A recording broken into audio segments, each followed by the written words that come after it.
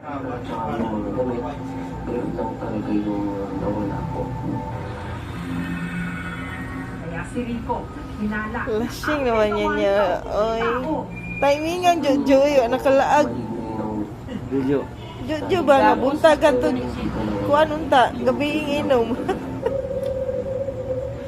Ang mga magulang ni Rico na nasa Maynila ngayon, minsan na raw may naramdamang nakakakilabot sa kubo ni Rico. Dati pa man. Wala nabalik si Chipig abroad no. Nag-stay na noon siya. Ilan kung sino yung Sawang Jojo ba? kaluskos.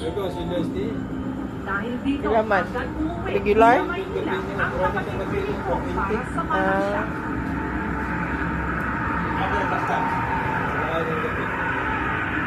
Lagi na lang daw siyang nawawala ng brief. Pinabuti ni Rico at dalhin na lang ang natitira pa niyang brief saan man siya magpunta. Ang naiisip ko na lang na paraan ngayon ay Itong mama ni Annalyn. mga brief ko.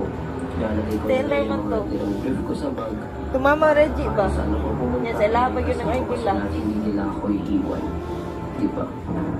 Nanawagan si Rico sa sino mang nagkaka-interes sa seryoso usapan ito. Dapat yun na yung SS ron? Wala nang mas special pa sa beta ko. Kasi ganit ko, malas Oo. na. Wala nang iba.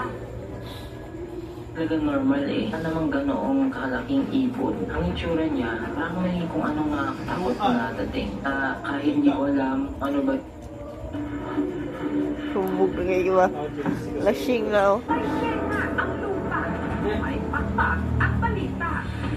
Pero dito sa bayan ng Malapatan sa Sarangani, sa lupa sa kanilang burol, may natagpo ang tila isang malaking pakpak. Nalaula ang nagmamay-ari ng pakpak. Di man to tamo.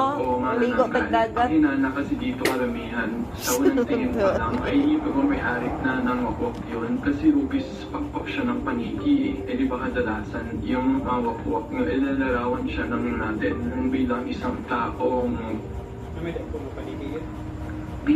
nilalang na may kakayahang magbago ng anyo. Isa sa mga natatanging katangian nito ang